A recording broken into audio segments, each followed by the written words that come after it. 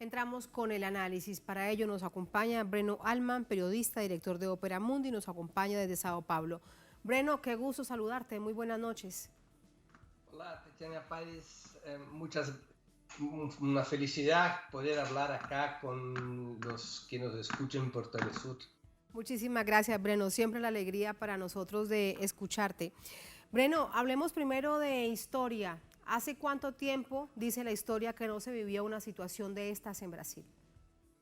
Yo no creo que tengamos vivido una situación así en cualquier momento de nuestra historia. Es el momento más dramático, más triste de todo el percurso histórico del país, a lo mejor desde el siglo XIX, cuando nosotros nos consolidamos como una nación independiente. Quizás, claro, en la situación de la esclavitud se vivía peor, pero desde entonces, desde el final formal de la esclavitud, yo no creo que tengamos vivido una situación igual a esa en los últimos 100 años, a lo mejor.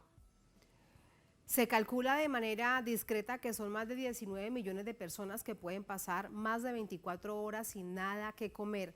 Se culpa Así directamente es. al gobierno del presidente Bolsonaro y a él como la figura para haber llegado a esta situación, como nos dices entonces, de carácter inédito en el país.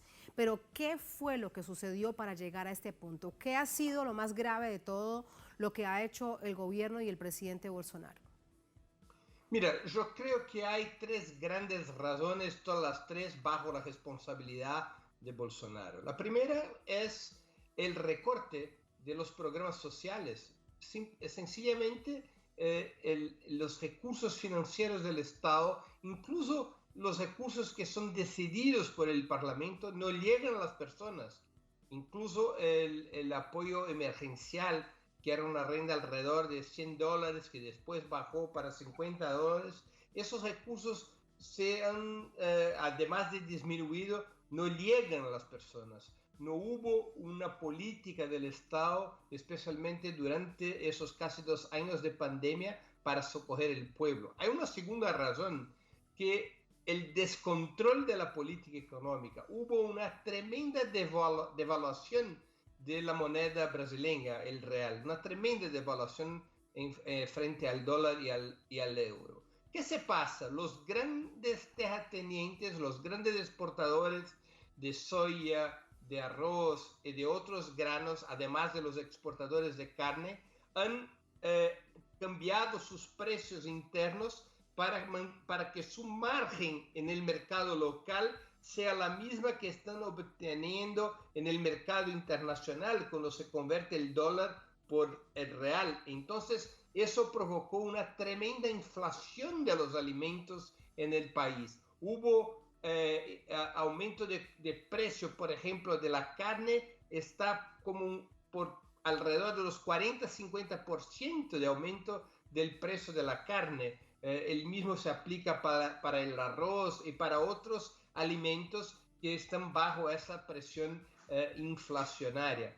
La tercera cuestión es que como no hay impulso para la economía, el crecimiento de la economía brasileña está estagnada. Vivimos acá un fenómeno que se acerca del proceso de la estagflación, una combinación de estagnación con inflación. Lo hecho es que la tasa de cesantía, de desempleo, ya está por arriba de los 15-20 millones de personas. Y sin empleo las personas no tienen renta, y sin renta no pueden comer. Entonces yo creo que esos son los tres factores principales que nos permiten comprender la tragedia alimentaria en nuestro país, uno de los países que más produce alimentos en el mundo.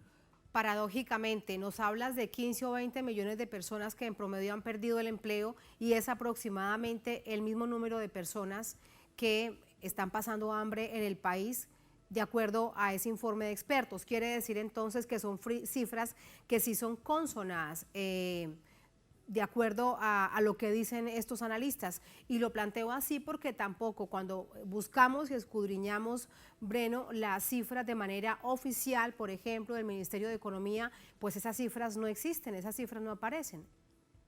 Sí, no aparecen. Te doy un otro dato importante para el análisis de todos y todas que nos acompañan por Telesur. El dado oficial de cesantía, de desempleo en el país, está como 14%, 14 millones, 15 millones de personas, ¿está bien? Pero el dato real es mucho más grande porque hay mucha gente, Tatiana, que sencillamente ha desistido de buscar empleo. Gente que no está más en la estadística porque no está más en la calle buscando empleo, porque esos empleos no existen. Y hay gente que no logra buscar empleo porque no tienen plata para la movilidad urbana, no tienen plata para ómnibus y para ir a algún local donde puedan buscar algún trabajo, algún empleo. Entonces, cuando el dato oficial habla de 15 millones, 14, 15 millones de desempleados, seguro que estamos hablando de 20, 25 millones. Y la parte más grande de ese desempleo está en la juventud, en gente que tiene menos de 25 años. La tasa de cesantía entre la juventud está por arriba de los 50%.